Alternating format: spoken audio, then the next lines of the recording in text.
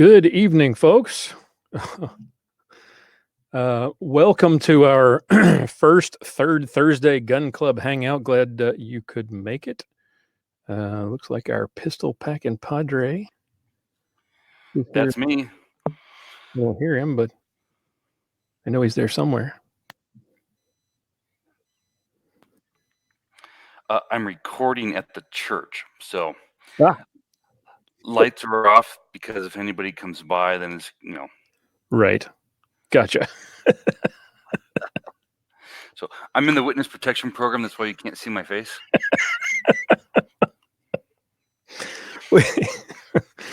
You could do that thing with the flashlight. It'd be like telling ghost stories. Ghost stories with Pastor Bennett. There he is. It's like Star Chamber. Yeah. All right. I'll turn up a little bit so look less creepy there. There you go. Or is that worse? That's perfect. What are we drinking tonight? I am drinking Cuddy Sark. Ooh. That's about as cheap as I will go. Coffee is about all I can handle right now. It's been a long day. I spent, yesterday and today standing over a hot grill at the county fair. Oh, nice. So, yes. Well, I had a good time, even though it sucked. Well, I'm sure everyone enjoyed. I'm sure your kids enjoyed it, right? Yeah. Well, for the school where my wife teaches my kids go, they have their own food stand, and so to get a bunch of people together and cook food and stuff. All right. Well, we've got a couple of viewers with us. Dan, hey Dan, I'll be sending out, and Pastor Mize, I think, is going to. He's been waiting for this to pop up, so he'll probably show up here shortly. And I'll send out a link. In fact, I'll share it on the screen for others who want to join in. First off, I've got a Facebook user here who's posted a comment. Go to StreamYard.com/Facebook and link StreamYard to your Facebook account. And what that will do is it will allow us to see your name so I can tell who you are when you join in. And then here in just a few, I'll send out a link for everybody who wants to join in now that the important people are here. Oh, hey, even more light. It's less like Star Chamber. It's more like ghost stories. And that's just the light off of my screen. So we used to have these morning meetings at the last place I worked, and there was one guy who always was in a completely dark room, and all you could see was the glow from his screen on his face, and it was like he was in witness protection. Let's see. First, before we get to some stuff I wanted to discuss, of course, we've got lots of gun control news to get everybody's thoughts on. First, I want to talk about project that is underway, and of course, the books are available in paperback and on Amazon Kindle. If you would like to grab a copy of one of the books, they are available at armedlutheran.us/books. If you would like to grab one of the Kindle copies, it's armedlutheran.us/Kindle. Thank you to those who've already purchased books. I've got 2 new projects in the works, oddly enough. One of them is really going to be cool. The biggest one that I'm hoping to have ready in time for Christmas is going to be a big sort of a guide for the Christian gun owner. A couple of years ago, Sean Sorrentino from a Gun Blog Variety Cast, still at an NC Gun Blog, had suggested, hey, why don't you and Pastor Bennett put together kind of a guide for everybody, verse by verse, how to respond to some of the verses that are commonly used by gun control Christians.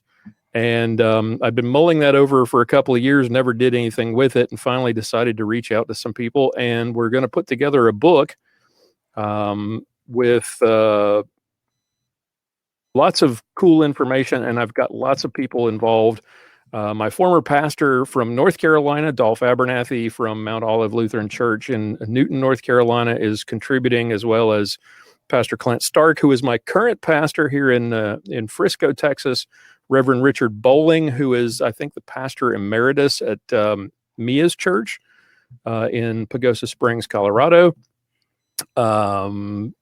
Gun Club member Gavin Mize from Augustana Lutheran in Hickory, North Carolina. Our good friend Evan Gegline of Table Talk Radio. He is the pastor at Faith Lutheran Church in Rogue River, Oregon, where you can hear Armed Lutheran Radio every week. He is going to be contributing. Willie Grills from St. Paul's Lutheran in Mattoon, Illinois, and Pastor Tab Ottmers from Emmanuel Lutheran here in Fairview, Texas as well. And I'm hoping to start editing on that first week of September, maybe, and hoping to have that available by Christmas time, just in time for gift giving. All right. On to some news. Of course, with all the latest shootings, everybody's screaming their heads off, "Hey, Mia's here." How do I get her to? Well, she's not joining us. Okay. Well, I'm going to send out the link. So if anybody wants to join, I'm just going to share it now. Let me find it here. If anybody would like to join in, go to armedlutheran.us/StreamYard, and you can join us and share your lovely face if you would like.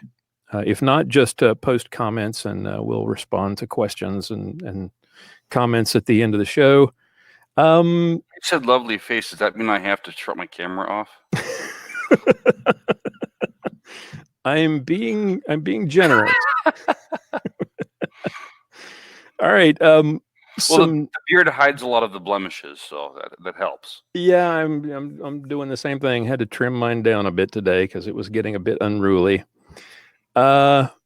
Democrats are falling all over themselves lately, of course, to try to one up each other on gun control. Seems like, see who can be the craziest. And I saw an article today. I wanted to get your thoughts here. This was from Tom Knighton at Bearing Arms, revealing what is covered in this new assault weapons ban that Democrats are proposing. The 2019 assault weapons ban. It's basically the 1994 assault weapons ban with a whole new name and a few new models. But there's one thing in here that's a little troubling. And again, this law is defining semi-automatic rifle based on cosmetic things. So if it's got the capacity to accept a detachable magazine and one other cosmetic feature, just like the 1994 ban, right? So banning things because they look scary. Yes, exactly right. Pistol grip, forward grip, folding or telescoping or detachable stocks, grenade launcher, a barrel shroud. And nobody there's not a Democrat in Congress knows what a barrel shroud is. It's that thing that goes up. I think one of them, who was that? Was that lady senator from Missouri? They asked her on television one time what a barrel shroud was, and she said it's that thing that goes up, which is pretty much sums up what Democrats know about guns. Yes. So basically, it's all cosmetic, but there is one thing that's a little bit concerning. Any part, combination of parts, component, device, attachment, or accessory that is designed or functions to accelerate the rate of fire of a semi-automatic rifle, but not convert the semi-automatic rifle into a machine gun. So you have to cut off all your fingers. Basically. Well, and that would also outlaw things like binary triggers. Yep. It would make it open to interpretation for things like competition triggers. Sure. Single stage versus two stage triggers, depending on the competition. Yeah. Mm-hmm. So a little bit of a slippery slope. I don't think this is going to have any chance of passing. I mean, I know Republicans are getting squishy, but I don't think they're going to get that squishy. They don't want to lose 2020. Well, let's just hope Dan Crenshaw finds his, well, I wasn't going to say sack, but finds his sack again, because he seems to, pardon my language, but he seems to have lost his cojones. Yes. I know I wanted to talk about Crenshaw here in a minute because red flag laws seems to be the thing that, everybody's screaming we got to do something. And Republicans don't want to look like they're doing nothing. So their idea of something is red flag laws. And Dan Crenshaw, Republican from Texas, suggested that maybe that's something we ought to consider, which of course garnered a ton of, people screaming at him immediately thereafter, mostly his supporters and Second Amendment advocates. And he then issued, I don't know, did you see the video where he sort of did the explanation/apology thing?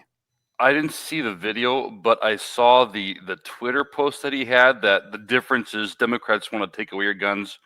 Republicans want the police to take your guns away for a period of time if they think it's necessary. Well, it turns out that is actually a parody account. That isn't actually Dan Crenshaw. Oh, okay. I found that out after I read it and was like, oh my, I can't believe he said this. Well, he didn't. Some guy in the UK has an account called One-Eyed Bandit and uses Dan Crenshaw as the name. That's one of the dangers of social media. Yes. People can create these accounts and they can post stuff and make it look like it's somebody else saying them, and everybody sets their hair on fire. Right. Was it Sean Spicer, the first guy who was the little combative dude who was Trump's press secretary?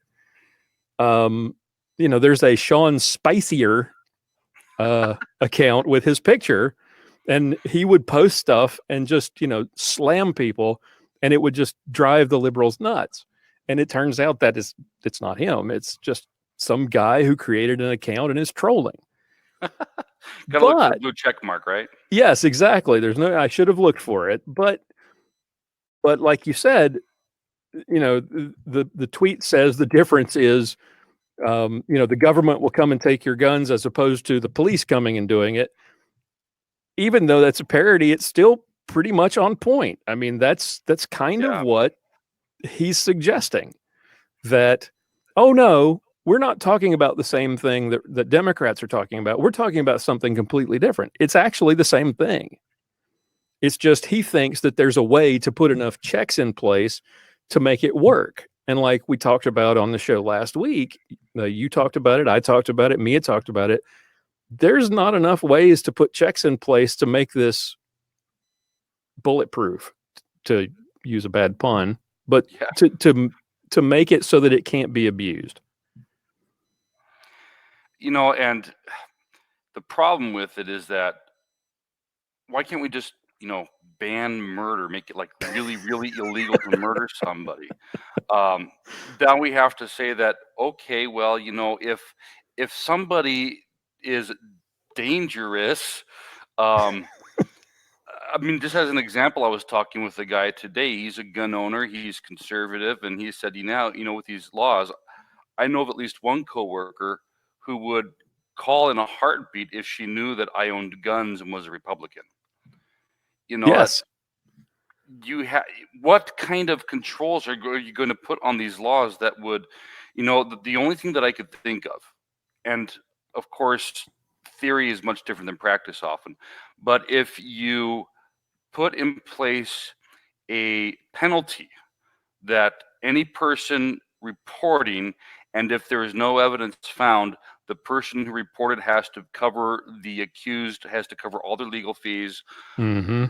Plus, there should be some sort of compensation, an extra 25 grand because we've basically run you through the mud and assume that you were a dangerous criminal, assuming we don't shoot you when we come to take your guns in the first place. Right. If you survive the encounter, then you should be compensated. Right. And Mia talked about some of the things, because going and talking to, as part of the DC project, she was talking about last week, going and talking to members of Congress. And oftentimes you're talking to people who have already made their minds up and they don't agree with you. So what you got to try to do is to encourage them to put some of those checks in place. And one of the things I think that Dan Crenshaw mentioned in his video was talking about you have to have standing. Well, so they've got to very narrowly define who has standing to actually make one of these claims. And they've got to put in place, like Mia was talking about, you've got to have a way for people to appeal, to actually, face their accuser, to actually, provide evidence to defend themselves. If you don't, you're trampling all over the Fourth Amendment, and the idea of due process is just right out the window. And one thing that the leftists seem to forget quite often is that the Second Amendment is a civil right. Anything within the amendments to the Constitution were to put in place civil rights protections for the individual citizen, things that the government was not allowed to do to you. And so if a person's Second Amendment civil right is violated by the government because you are assumed guilty and must prove your innocence with the way these laws are structured, then the accused, who is really the victim, once proven innocent, should have a right to sue for a civil rights violation, to sue whatever agency it was that has put them through hell. Does the accused have to pay for the psychological evaluation? Do they have to hire a lawyer? And who's going to look at the evidence? I mean, what qualifications does the person who approves the red flag order, what qualifications do they have to have? Is it just going to be some rando judge? Is it going to be the justice of the peace? Or is it going to be somebody who can actually look at the evidence and say, yeah, this looks like mental illness to me?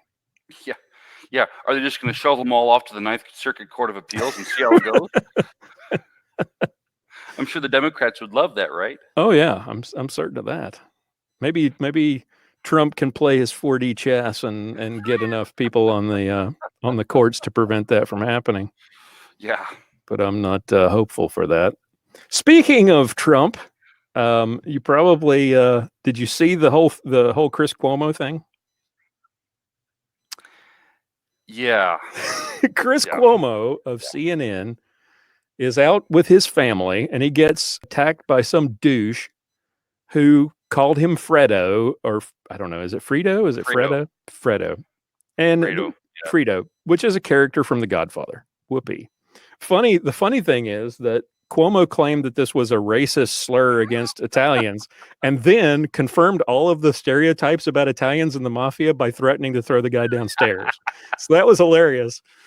But at the same time, the funny thing is that there was a video that was released of a CNN segment where he was right there on screen, and you had some female, I forget who it was, referring to Donald Trump Jr. as Fredo.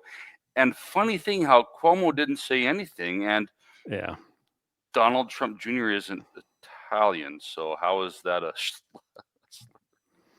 It all seems to only work one way. Yeah. And when you said some douche confronted Chris Cuomo, I mean, it's calling the kettle black in that case.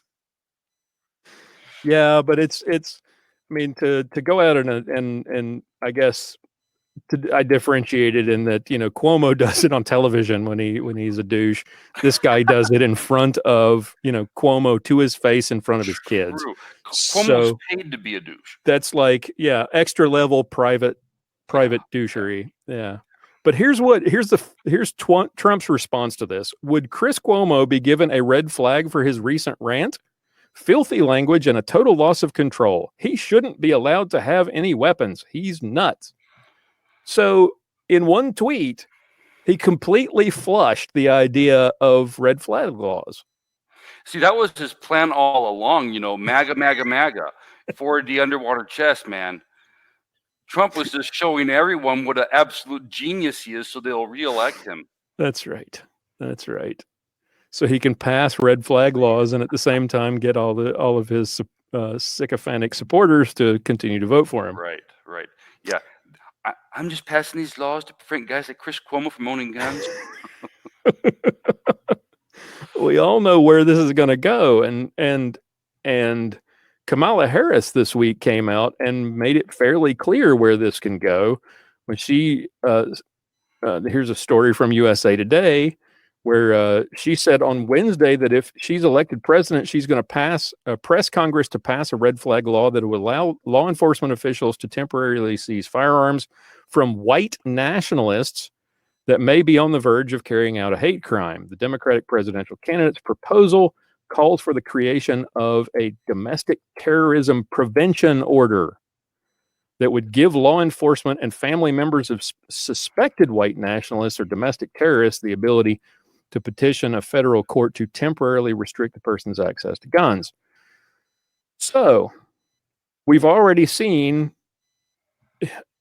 where this can go. This is the slippery slope where I hate that the slippery slope fallacy, but it starts here with, oh well, we got to prevent these mentally ill people. Now we're gonna say, well, if you support this kind of ideology, then you're probably a terrorist or you're probably mentally ill, so we probably need to have a law.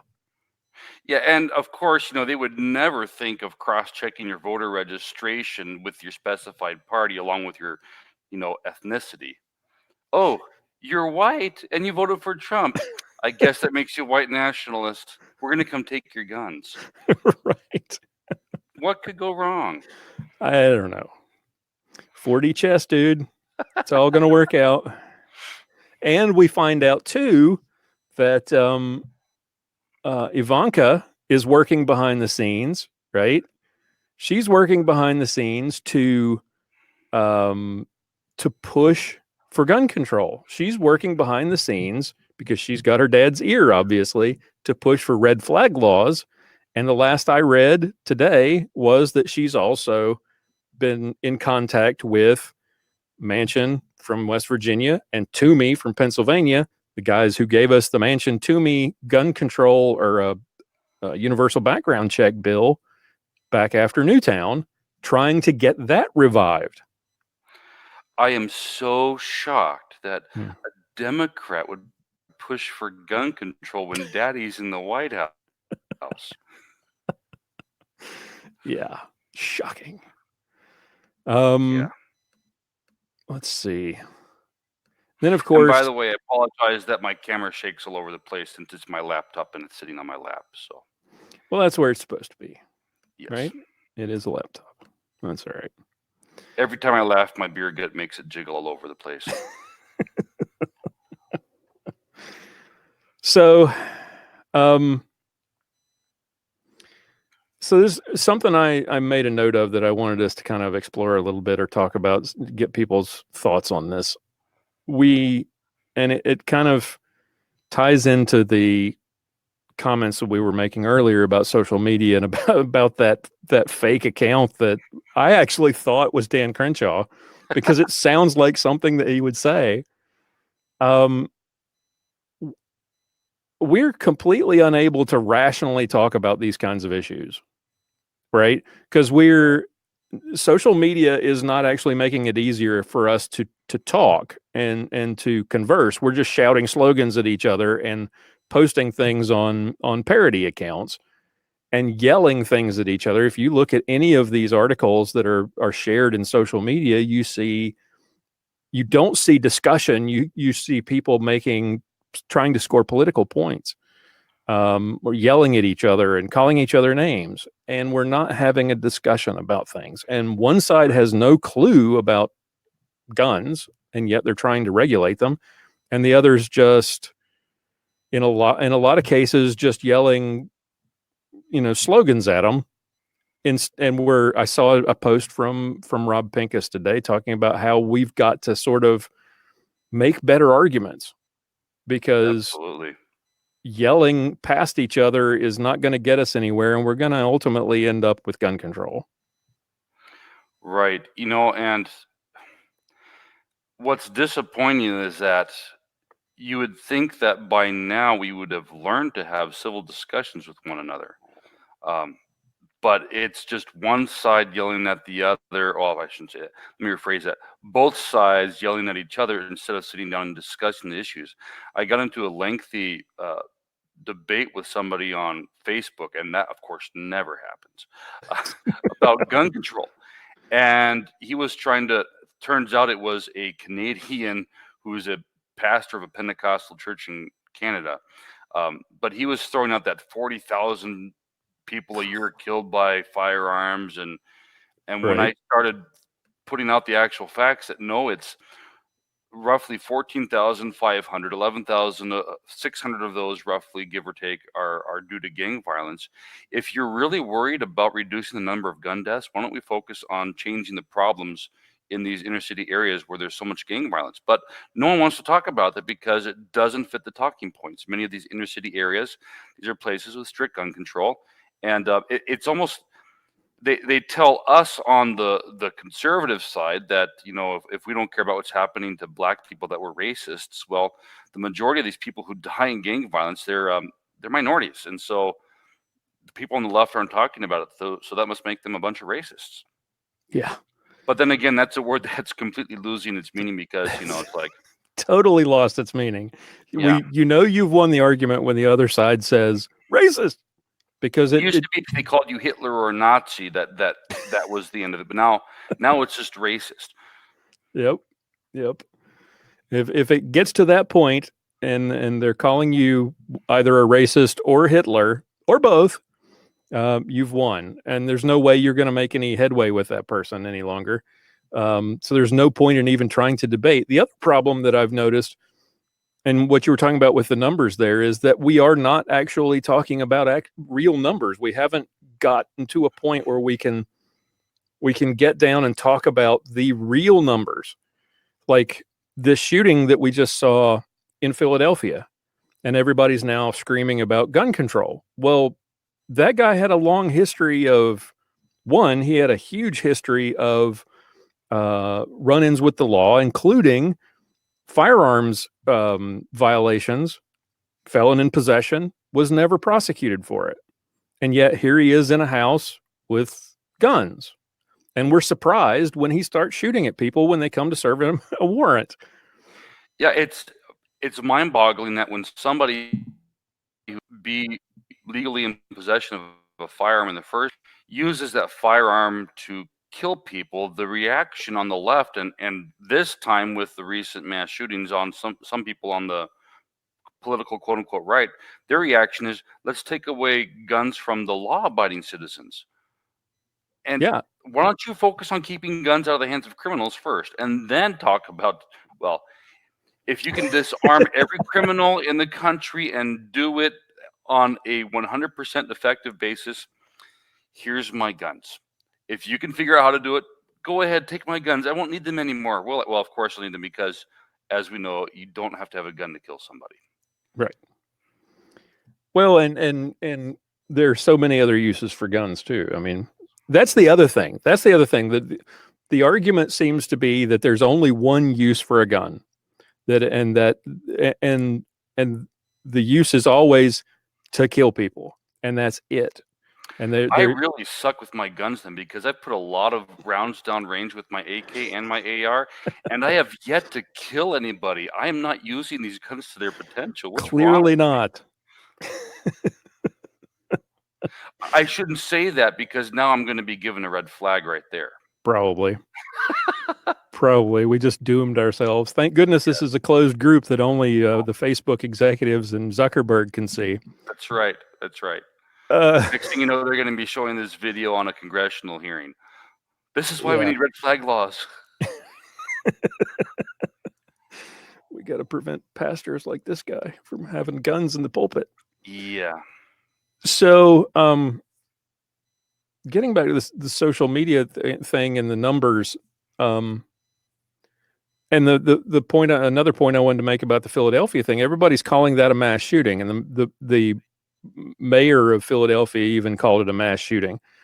And what you've got is, we're defining mass shootings like the one in Philadelphia, the same, and lumping them in with El Paso and Dayton and Newtown and Sutherland Springs, and they're completely different.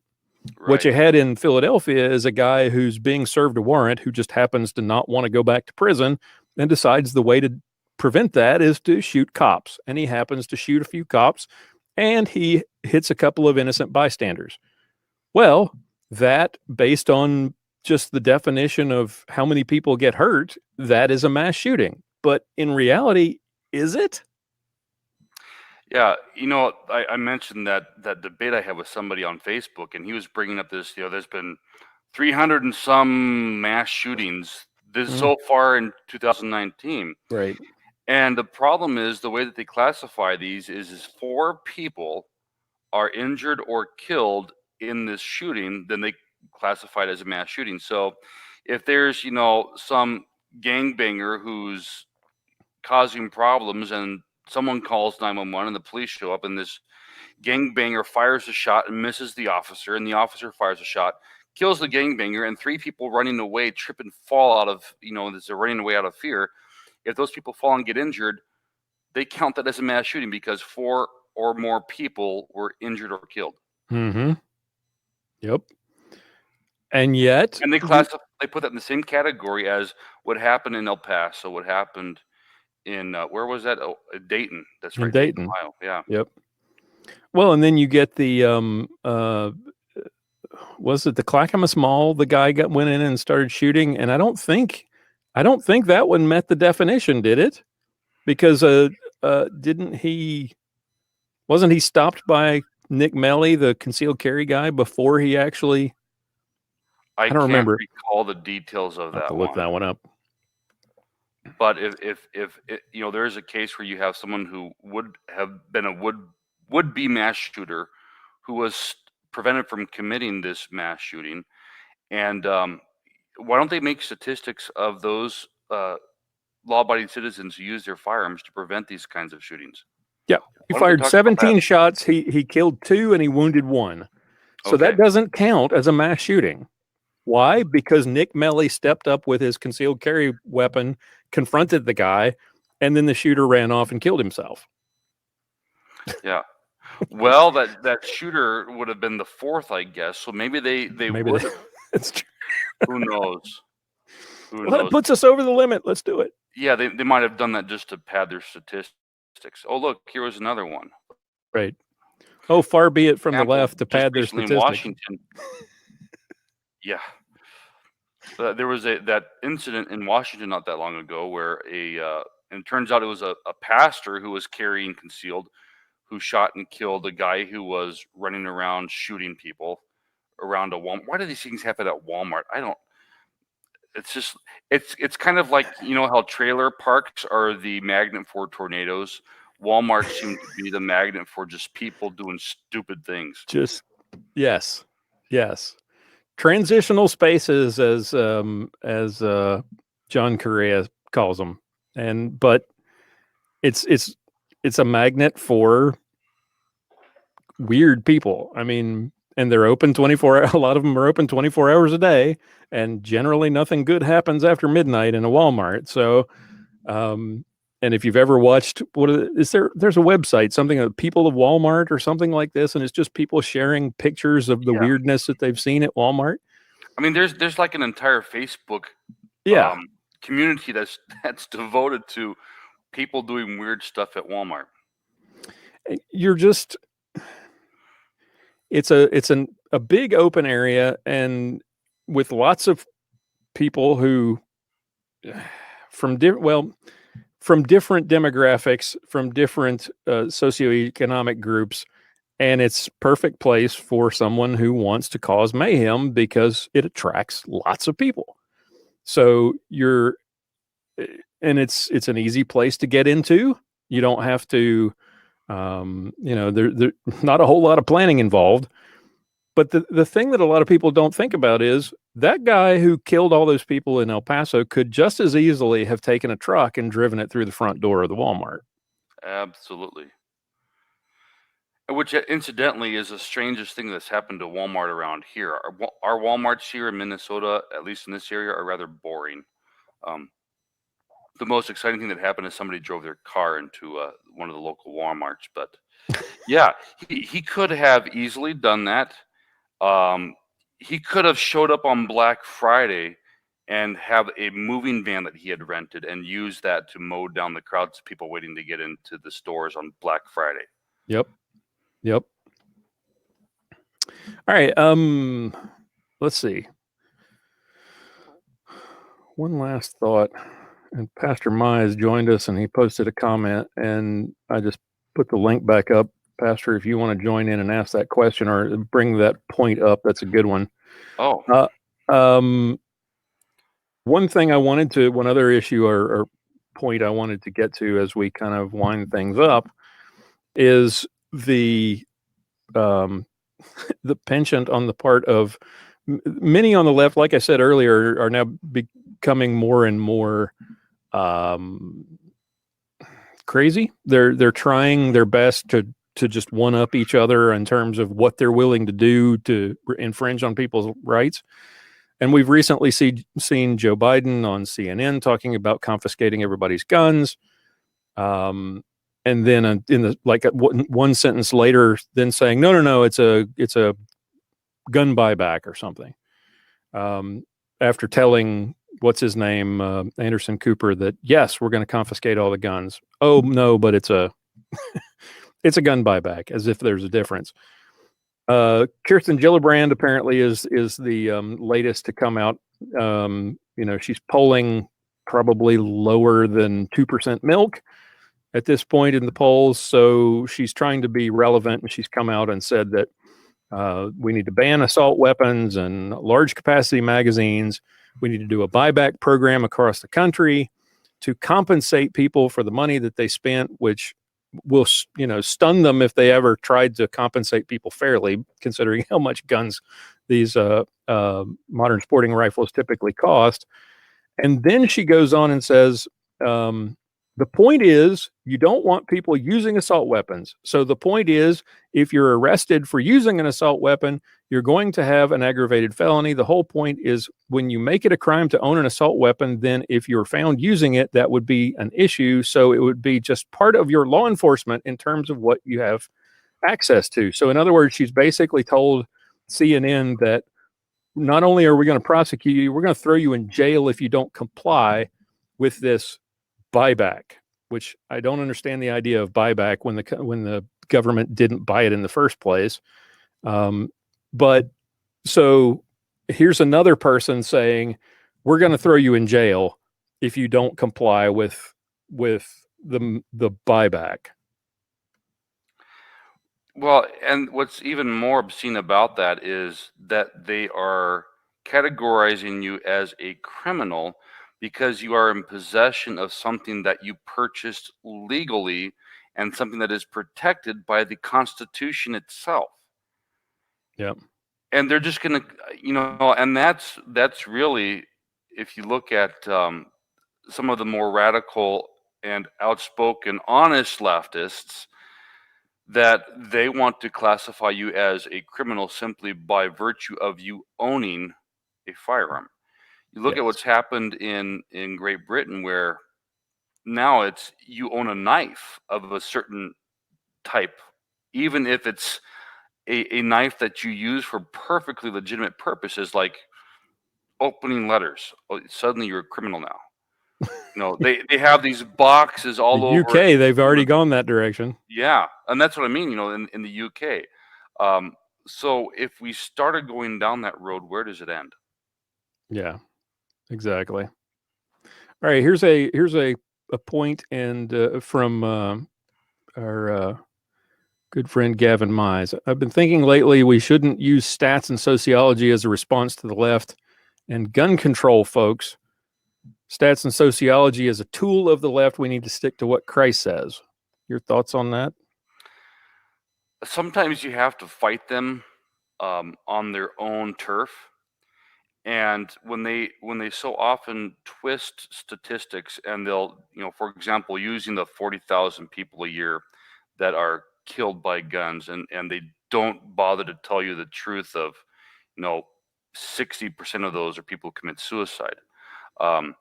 I think that even though it's a tool of the left, and the leftists often use statistics and sociology as part of their weapons against just common sense decency, at the same time, I think this is something that we can use to our advantage. But he is right about sticking to what Christ says.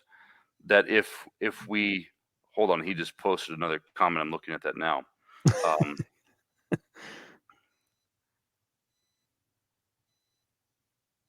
All right, I'm reading the comment. Yeah, go ahead and put that on the screen.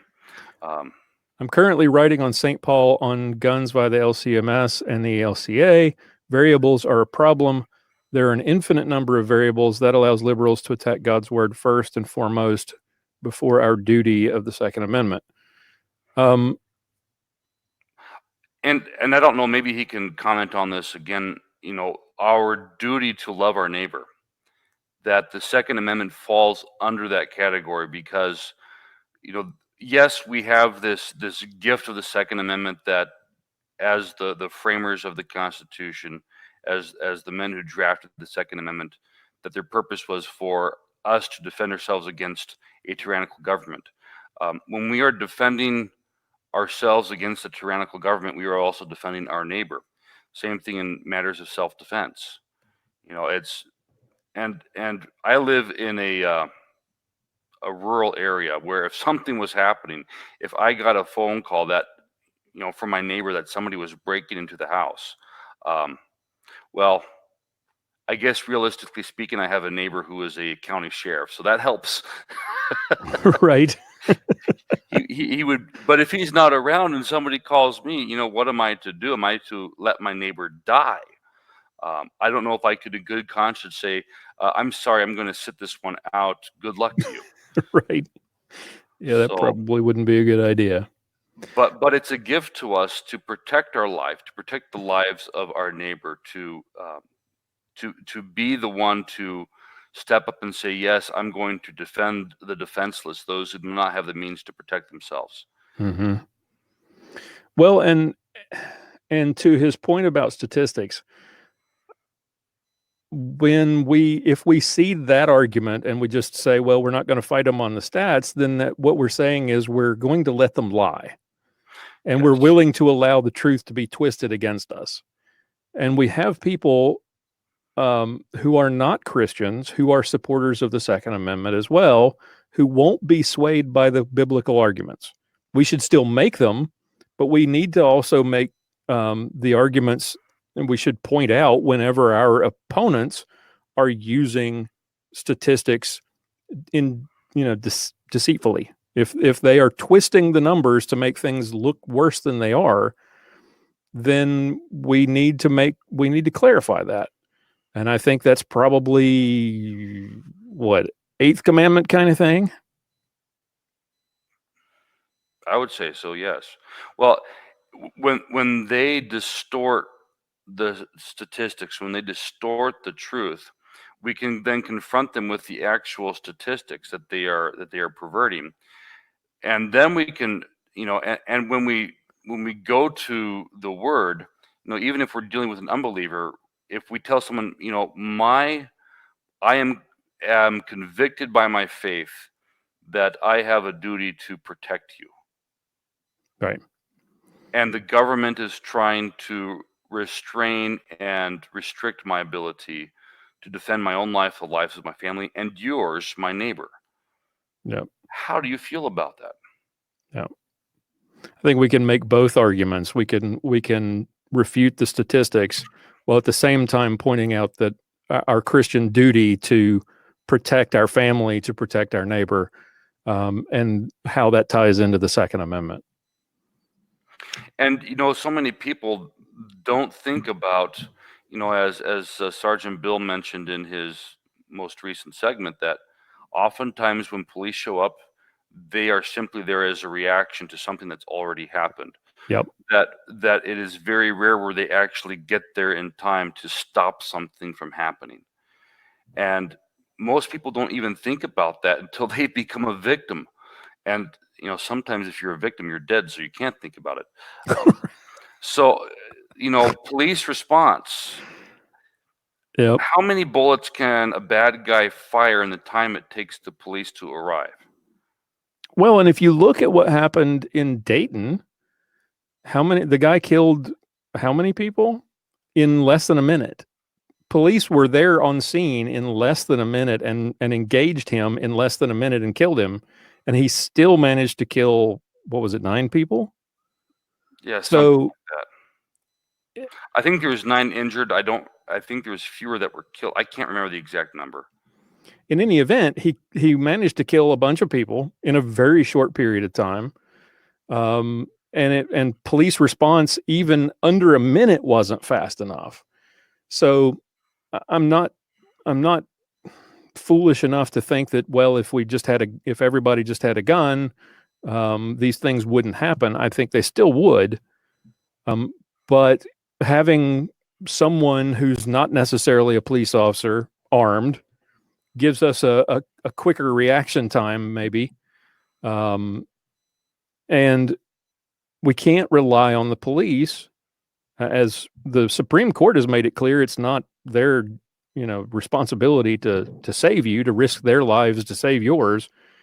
So we are our own first responders. We have to be given or allowed to have the tools to defend ourselves and our families when clearly the government can't stop people like the Dayton killer, like the El Paso guy, even though there were tons of red flags and I'm not using red flag in the red flag law sense, but there were tons of warning signs that these guys were screwed up and dangerous. And all of those were glossed over and ignored. And the people in those locations were just sort of left sitting ducks. Now that brings up another point. I posted a thread on Facebook this week talking about, well, are there things that we can do to sort of identify these threats before they happen? Are there laws in place before we go to let's do gun control? Are there things that we could do with existing law that could make it easier for us to detect or act on information that people clearly already had? People knew what this guy in Dayton was all about before he went and shot up that restaurant. People knew what this guy in El Paso was like before he drove 600 miles to El Paso from Allen, Texas, all the way out to El Paso to commit those murders. There are so many times when people see something, don't say something, or they say something and nothing gets done. The Parkland shooter is a perfect example. The jihadi couple in San Bernardino. Remember the interviews with neighbors who said, "Oh yeah, we saw them in their garage building stuff, but we didn't say anything." Nobody wants to get involved, right? So how do we? And then we've got confidentiality laws. We've got things like HIPAA. We've got things like, is it FERPA or FARPA, the one that has to do with educational records? I don't know. I think it's FERPA. Or maybe FARPA sounds awful. They don't. None of them sound good, but. And then there's also the question of, in a lot of these cases, these kids were dangerous when they were juveniles. And in some cases, they committed crimes when they were juveniles. But in a lot of states, because of the privacy laws, those records are expunged as soon as they turn 16. And so a kid who committed violent crime at 13, 14, or 15, at 16, he can go, he's at 16, he's an adult. All that stuff's expunged. At 18, he can go buy a rifle. I've thought about this myself, and I think the closest thing that you can do without, and even this you can say is a violation of the Second Amendment if you're a purist on the Second Amendment, but if you have done anything during your lifetime, regardless if it's before or after you reached legal adulthood, that if you've done anything that would prohibit you, according to the questions on the form 4473, from lawfully purchasing a firearm, even if it's not on record, you use the example of if you've been a juvenile and convicted of something, that should be entered into the NIC system so that when you do reach adulthood and you go to fill out that form 4473 and you fudge it, which is a commission of a felony, that when they go to call up your information, that sorry, this person is prohibited. Yeah, and I'm not talking about, I mean, the idea behind expunging youth criminal records is intended to give kids who make mistakes as a youth, to give them a fresh start. I get that, and I'm not opposed to that idea. But if we're talking about a violent crime, like you say, that shouldn't disappear just because you turn 16, right? I'm all for giving people a second chance if they did something really bad and really stupid when they were younger, but that doesn't mean give them a second chance at owning a firearm. Right. Those are the cases where I'd say, okay, you committed a serious violation of somebody's rights, whether you seriously injured or killed somebody as a minor. That's one of those cases where I would say, okay, we can restore their Second Amendment rights only under the condition that they have gone, this is a case where with the red flag laws, where you have to suddenly prove yourself to not be a criminal capable of committing these things. If you have somebody that's already committed one, well, I don't know. I have mixed feelings about that. I don't know. It's really complicated, and there's not an easy answer, and that's why politicians don't want to touch it. No, they don't. Instead of just infringing upon the rights of a few who maybe they need to have their rights infringed on, they want to infringe on the rights of everybody. It's a lot easier to target everybody than to target a few, I guess. Yes. Messing around the camera controls, huh? I was trying to figure out why we were so small, and now I make us bigger, and I'm not sure whether that's better. It just makes me even look more frightening. It's a little more frightening. Yeah, that's true. The reason why I'm struggling with this is because, yes, we still have the Second Amendment. So how do we prohibit those who ought to be prohibited from owning firearms while still being faithful to the Second Amendment? And to due process, and I mean, there's not a simple way to fix this, and that's why I think one of the things that needs to be done before we even think about restricting people's Second Amendment rights or getting into these red flag laws is look at existing privacy law, and see if are there things that we're already doing that are making things worse. And we have organizations that are actively fighting to make sure that kids, that their records are expunged around the country. They're trying to get every state to adopt these laws. Maybe we should look at those laws and look at ways to amend them so that when we have a young offender, a violent young offender, that they don't necessarily have the right to go out and buy a gun just because they're 1 year older. Maybe we need to amend HIPAA and FERPA some way to make sure that people who see things can say things, and those things can be acted upon. But then again, how many times were things said in Parkland? What did you pointed this out? Was it 37 or 39 times, something crazy like that? That the Parkland guy. Yeah.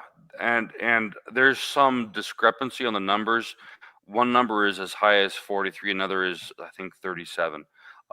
But when you have a person who he is staying with, who calls the police and says, I'm afraid he's going to come back because this wouldn't be the first time he put a gun to somebody's head. When you have a family member calling the FBI and saying, I'm afraid this person is potentially a school shooter, and nothing is done.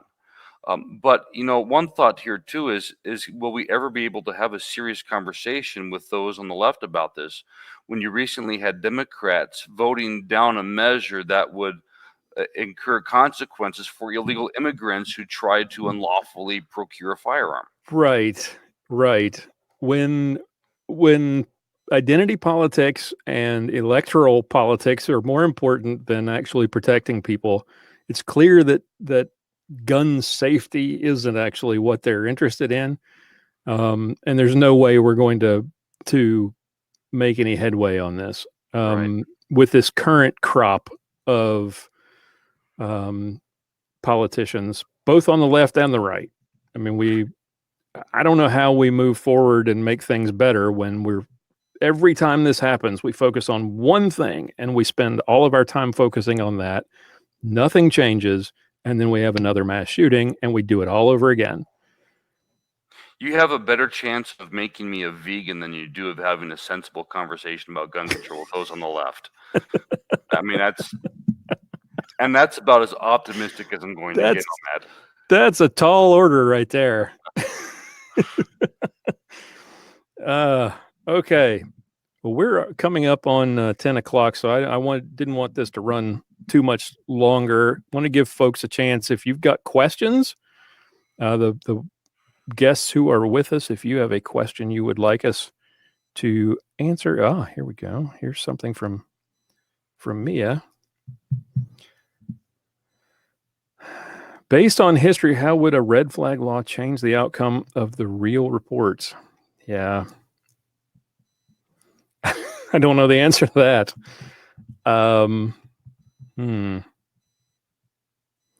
Because, like we just said, we have plenty of examples of people actually making reports and the government doing nothing about it. The government knew about the Pulse nightclub shooter. I mean, you had gun shop owner calling the FBI and reporting the guy, and nothing was done.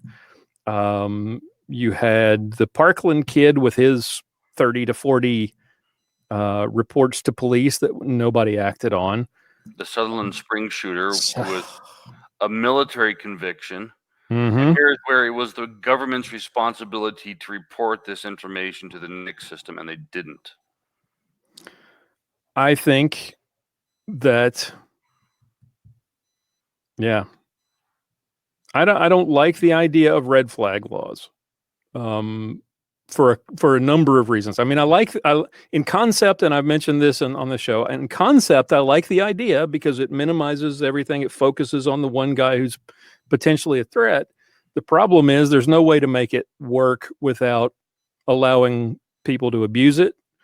And I'm not sure that it would make things better than we could do if people would just act on the information that we already have.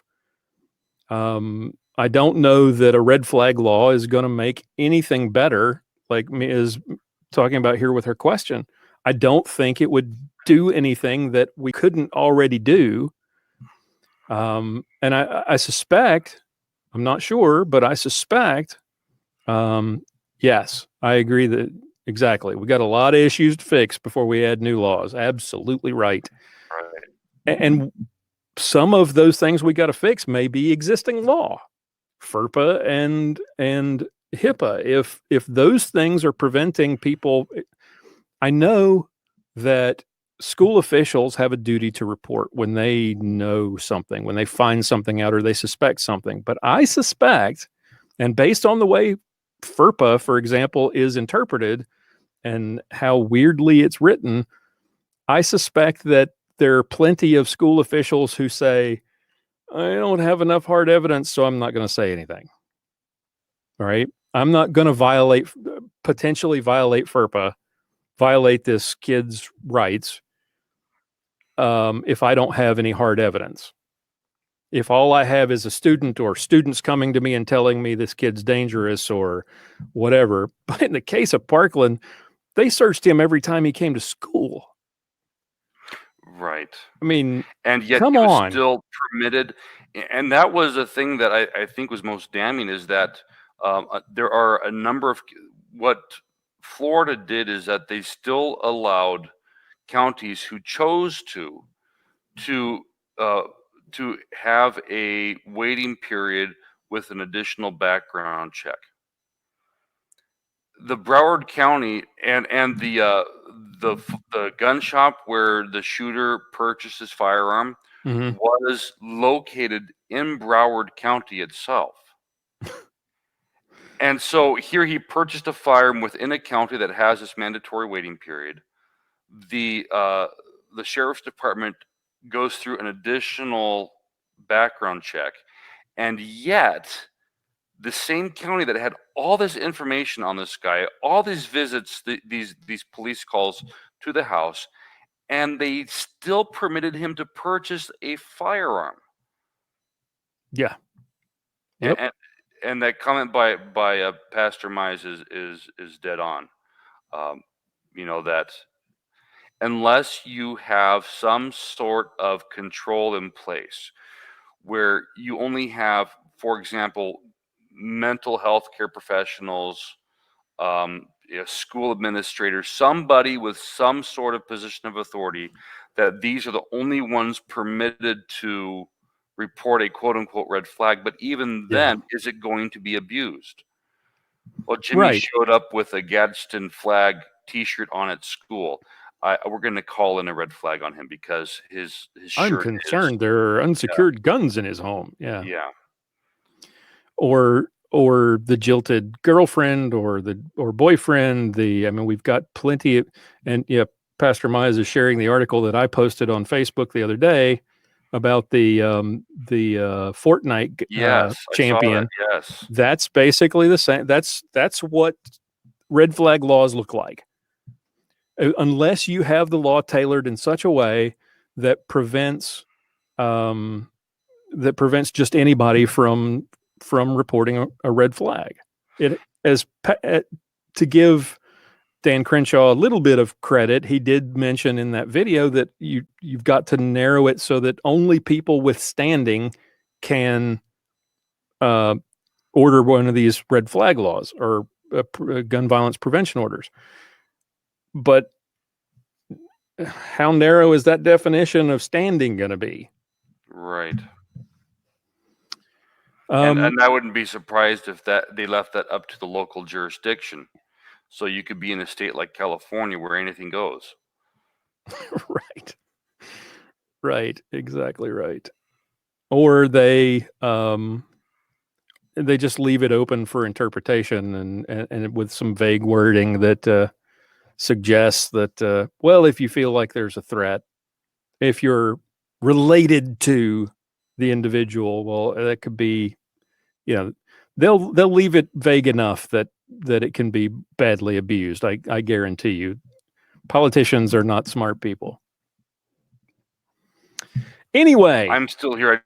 I turned down my brightness because my battery's down to 39%. Uh-oh. And we've got to record a show after this. Okay. Yes, sir. So that's I think that's going to wrap it up. We're thank you guys for joining in. This has been fun. Hopefully you guys will come back and we'll do this again next month. Let's see what next month looks like. The next Hangout is the next third. What was that? Was that your battery dying on you? I don't know. I'm still here. Okay, good. The next third Thursday Hangout is going to be September 19th. Mark your calendars. September 19th, 9 p.m. Central Time. Pastor, thank you for joining in. For our guests who left comments and who joined us, Mia and Dan and Pastor Mize, thank you guys for sticking around. And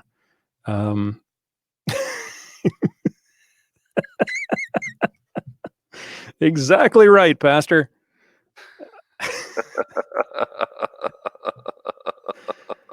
Dan, thank you so much for joining us. Pastor Mize, thank you. Mia, thank you for joining in. Hope to see your face at the next one.